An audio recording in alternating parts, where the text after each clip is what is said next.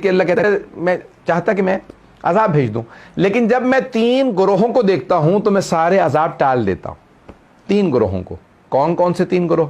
کہا جب میں ماؤں کی گودوں میں چھوٹے چھوٹے بچوں کو دیکھتا ہوں کہ یہ بچہ، اس بچے کا کیا قصور ہے، معصوم بچے، بے گناہ بچے۔ کہا جب میں چھوٹے چھوٹے بچوں کو ماؤں کی گود میں دیکھتا ہوں۔ اب کیا کہتے ہیں علماء؟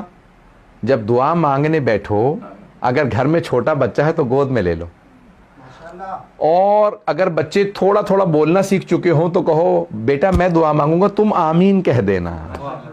بچوں سے، اپنے ہی بچوں سے جو نابالغ بچے ہیں ان سے آمین کہلوائیں، ان کی دعائیں قبول ہوتی ہیں۔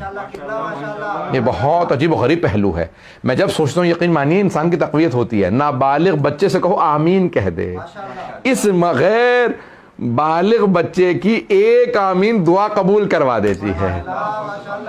کا دوسرا کہا کہ وہ جو بوڑھے افراد ہوتے ہیں نا، جن کی ہڈیاں کمزور ہو چکی ہوتی ہیں، بال سفید ہو چکے ہوتے ہیں، جب انہیں دیکھتا ہوں تو کہتا ہوں گنہگار تھے، اب تو کمزور ہیں، میرے ہی تو ہیں، میری مخلوق ہیں۔ کہ جب انہیں دیکھتا ہوں، گھر میں کہتے ہیں اگر ایک ماں باپ میں سے بوڑھا بھی ہو نا تو خدا کا شکر کرتے رہو، تمہیں معلوم نہیں ہے جو کچھ نہیں کر سکتے، اب کچھ نہیں کر سکتے، ان بوڑھے والدین کی وجہ سے گھروں میں رحمتیں آتی رہتی ہیں، ان کی وجہ سے رحمتیں آتی رہتی ہیں۔ ان کے گھر میں بوڑھے آدمی ہیں، اور یہاں تک روایت میں الشیخ فی اہلہ کالنبی فی امتہ، ایک بوڑھا آدمی اپنے گھر میں ایسا ہے جیسے ایک نبی اپنی امت میں۔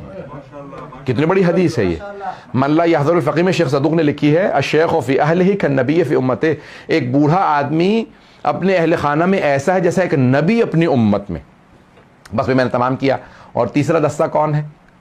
کہ 3 دستے جن کی سے میں دعائیں قبول کرتا ہوں، چھوٹے بچے، بوڑھے افراد، اور کہا زمین پہ بیٹھے ہوئے ہاتھ پھیلائے ہوئے میرے بندے جو دعائیں مانگ رہے ہوتے ہیں، یہ ارے میری زمین پہ بیٹھے ہاتھ پھیلا کے دعائیں مانگ رہے ہیں۔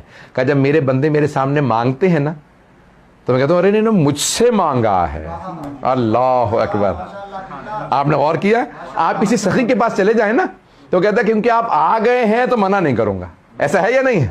سخی کے پاس بھی چلے جائیں، کہتے ہیں اب آپ آ گئے ہیں منع نہیں کروں گا، اور وہ جو سخاوتیں عطا کرتا ہے، وہ جو عطا کرنے والا ہے، وہ جو سخی بنانے والا ہے، وہ جو جود و سخا عطا کرنے والا ہے، اگر کوئی اس کی بارگاہ میں مانگے لے، کیا وہ جو ہاتھ پھیلائے لوگ بیٹھے ہوتے ہیں، جب انہیں دیکھتا ہوں تو کہتا ہوں کہ نہیں عذاب نہیں بھیجوں گا، یہ مانگنے والے بھی تو بیٹھے ہیں۔